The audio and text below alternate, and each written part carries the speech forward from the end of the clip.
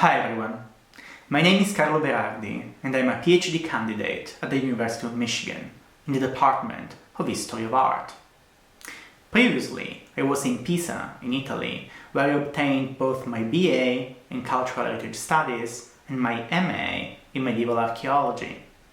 In the same years, I also attended the Scuola Normale Superiore, from which I graduated in 2017 with a thesis on the impact of Western military culture on the visual arts of the Byzantine Empire.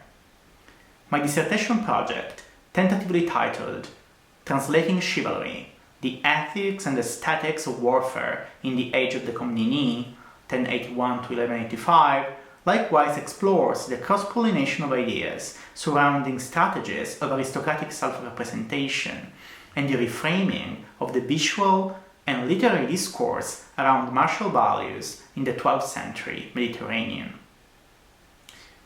My special focus is on Byzantium and on the relationship between the Comnenian nobility and the elites of the neighboring powers. Not just Westerners, either coming directly from Europe or from the Crusader states, but also Georgians, Slavs, and even Seljuk Turks. The notion of unidirectional influence that has rightly come under attack in recent years proves thus especially unsuited to discuss the complex cross-cultural interactions that came to define the long 12th century. Constantinople, the capital and beating heart of the Eastern Roman Empire, was arguably one of the main nodes of this complex web of cultural as well as material exchanges. In this context, I contend that the role of Byzantium as a fertile ground for the reception, elaboration, and diffusion of representational formulas connected to the growing self-awareness and warlike inclinations of the Mediterranean elites should be seriously reappraised. Indeed, I believe that the unprecedented interconnectedness of the Mediterranean world at the time of the Crusades contributed significantly to the consolidation of a set of shared aristocratic values and tastes that transcended political and often even confessional boundaries. The aesthetic dimension of the chivalric phenomenon, in particular, while often acknowledged, has rarely been the object of an art historical study.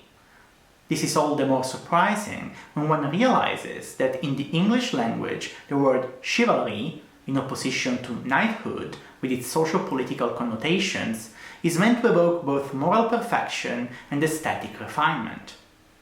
Physical and spiritual beauty seem indeed to overlap in the modern definition of the term, whose ambivalence can and will be traced back to the 12th century. As an art historian, the main goal of my project is precisely that of investigating the role played by aesthetic appreciation in the adoption and adaptation of chivalric practices in the Levant, with a particular emphasis on the material culture that this reorientation of aristocratic taste towards martial pursuits inevitably produced.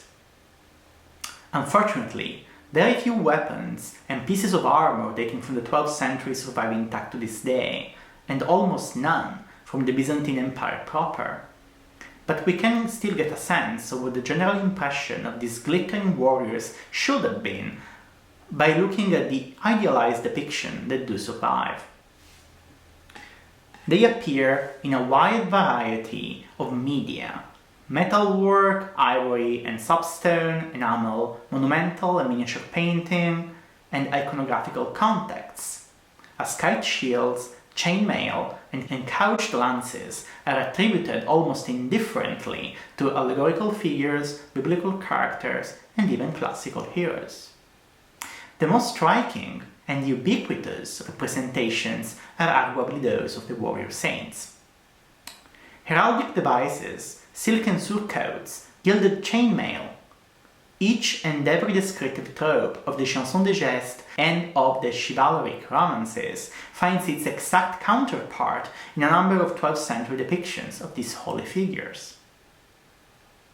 The scope of my project is admittedly vast, but with the support of ANAMED's Junior Fellowship and all of you at Koch University, I am convinced that that I will ultimately be able to shed more light on this understudied facet in the process of Mediterranean cultural integration, and to better understand Byzantium's contribution to the ethics and aesthetics of warfare in the age of chivalry.